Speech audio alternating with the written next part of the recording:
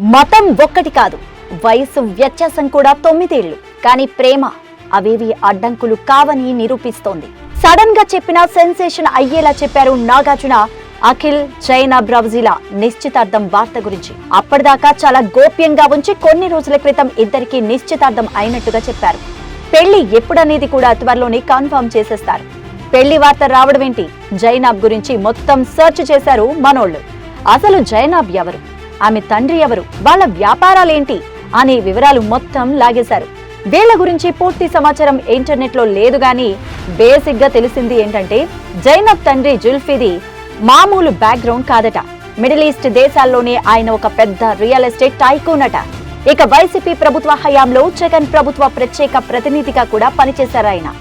Jeddah renewable energy private limited సంస్థకు chairman ఎండీగా Zulfi Ravji కుమారుడు జైన్ రవ్జీ వ్యవహరిస్తున్నారు. జైనబ్ గురించి చెప్పుకోవాలంటే ఆమె ఆర్ట్స్ సైడ్ ఉంది.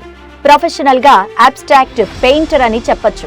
సోషల్ మీడియా ఇన్ఫ్లుయెన్సర్ కూడా. ఇక వీళ్ళ బ్యాక్గ్రౌండ్ సంగతి పక్కన పెడితే జైనబ్ అఖిల్ గురించి కొంత డిస్కషన్ అయితే నడుస్తోంది. ముఖ్యంగా అఖిల్ జైనబ్ల వయసు వ్యత్యాసం గురించి. అఖిల్ కంటే జైనబ్ 9 సంవత్సరాలు పెద్దది కావడమే దీనికి ప్రధాన కారణం. అఖిల్ వయసు 30 అయితే జైనబ్ వయసు 39.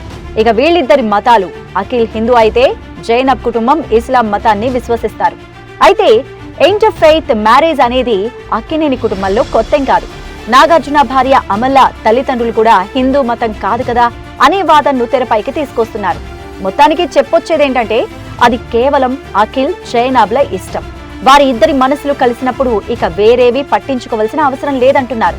ఇదిలా ఉంటే నాగ చైతన్య పెళ్లి గురించి కూడా మనం మాట్లాడుకోవాల్సిన అవసరం ఉంది.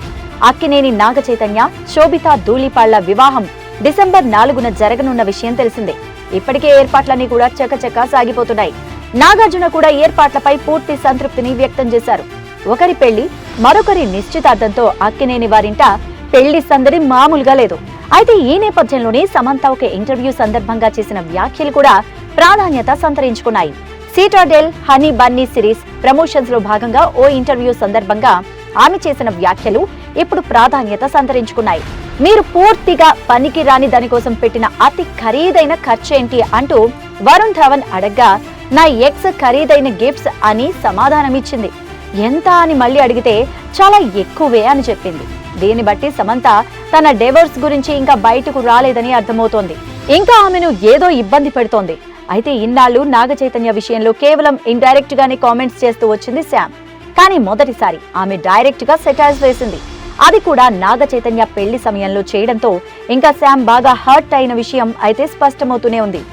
ఏదేమైనా నాగ చైతన్య మూవ్ అయిపోయాడు, సమంత కూడా మూవ్ అయితేనే బెటర్ అంటూ ఖచ్చితంగా అది బాధ కలిగించే విషయమే అని, కానీ అదే ఆలోచిస్తూ కూర్చుంటే ఇంకా బాధ పెరుగుతుందే కానీ తగ్గదు అని శామ్ అభిమానులు అంటున్నారు. మరి సమంత వింటోందా?